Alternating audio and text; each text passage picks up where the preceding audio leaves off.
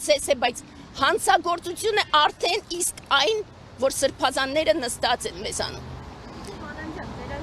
Համակները շարունակվելու են, թե այսքանով կսահմանափակվեք ի վերջո։ Այո, ես նորից ասում եմ, սա կարծրատիպ է, ընդ որում վտանգավոր կարծրատիպ է, մտածել, որ մարդկանց քանակ ինչ-որ բաներ որոշում է։ Այս կարծրատիպի պատճառով է, որ Նիկոլը կարողացավ գալ իշխանության, որովհետև 18 թվականի այն այո շատ բազմամարդ հավաքների հիմնական այդ հիմքը շատ ծանր էր և զզվելի։ Ես մինչև հիմա, ես ընդդիմադիր էի միշտ։ Երբ որ 94-96 թվականներին ես ղեկավարում էի ուսանողական շարժումը և այդ ժամանակ պայքարում ենք Լևոնի դեմ։ Այո, ես խոսում եմ այն ամեն ինչից, ինչ որից ես համարում եմ ճիշտ է։ Ուրեմն 94-ից 96 Լևոնի դեմ ենք պայքարում, 2004-ին պայքարում ենք Քոչարյանի դեմ, հետո պայքարում ենք Սերժի դեմ 2010 թվականին,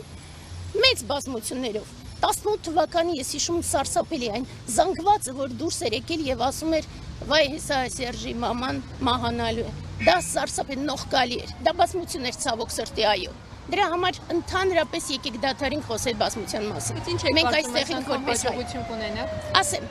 այս անգամ մենք ունենք, ես հապատասխանեմ, մենք այս անգամ ունենք եւս մի նպատակ, մենք կոչ ենք անելու ընդդիմությանը միավորվելու եւ դեռ ավելին։ Մենք ձեռնամուխ ենք լինելու այլևս,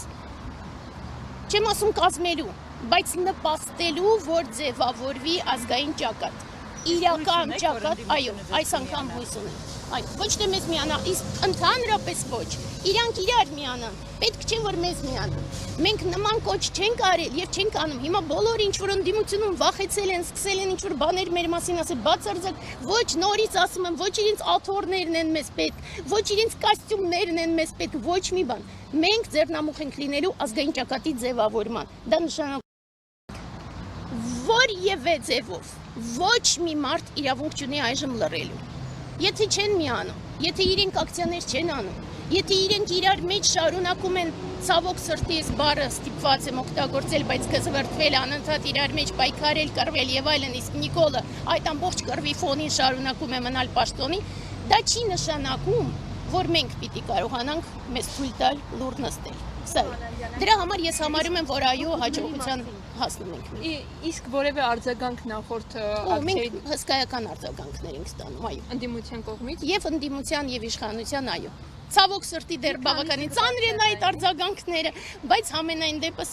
այն ամբողջը, գիտեք, տենց շատ հստակ է։ Այն ամբողջը, որ մեր մասին ամբողջ եթերով ինչ ասես սկսում են ասել, մեզ համար դա լավ արձագանք է։ Որովհետև ես չեմ փոքրանում, չեմ նսեմանում իրենց ամբողջ պղտորումներով, փոխարենը ես տեսնում եմ, որ դրանով ինչ որ գործը սկսում է առաջ գնալ։ Իրենք գոնե սկսում են մտածել, որ անխուսափելի է իրենց միավորվելը, ընդդիմության մասին է խոսքը։ Իսկ Նիկոլի համար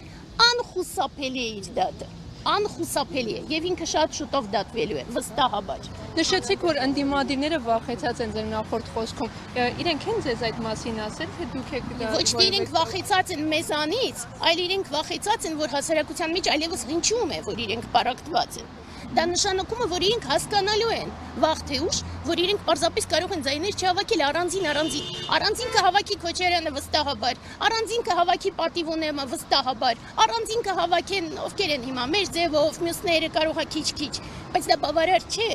Պետք է ընդհանուր ճակատով հանդես գալ, որպեսզի Նիկոլ անգամ չհամարձակվի ընտրությունների մասնակցել։ Դուք իրատեսական եք համարում, որ չի մասնակցի ընտրություններին։ Այո։ Ինչքան էլ դա տարօրինակ չէ, դեռ իրատեսական եմ համարում։ Կներեք, այստեղ հարցեր հետո, հա, լավ, ահա։ Ինչ հանգամանքներ եք ստիպեմ Փաշինյանին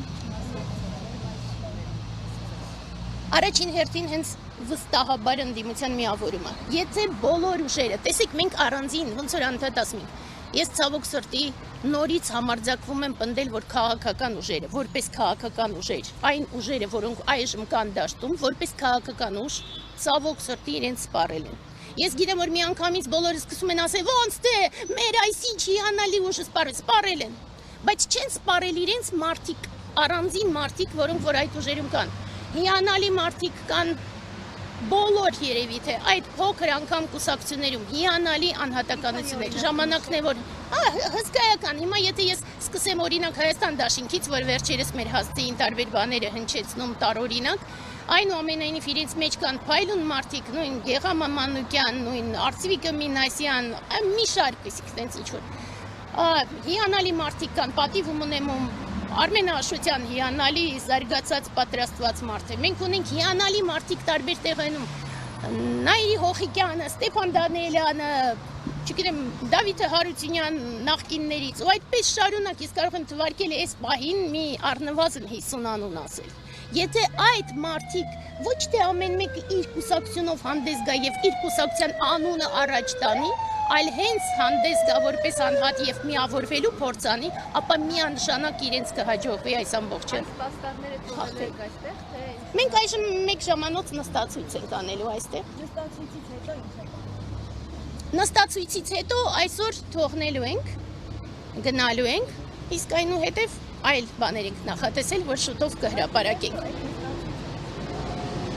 Նորից կտա, որ հասարակությունը ընկալի, ձեր շնորհիվ նաև, որ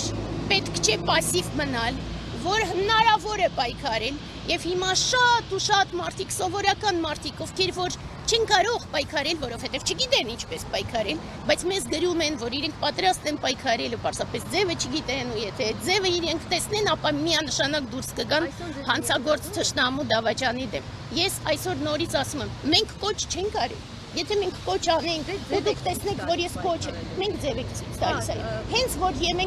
մենք կոչ անենք, այդ ժամանակ նոր կհարցնենք ինչու ենք քիչ։ ասում եք, որ ձև եք հանձնում։ Այո, մենք ասում ենք ձև։ Մենք ասում ենք նույնիսկ 3 հոգի կարող են դուրս գալ,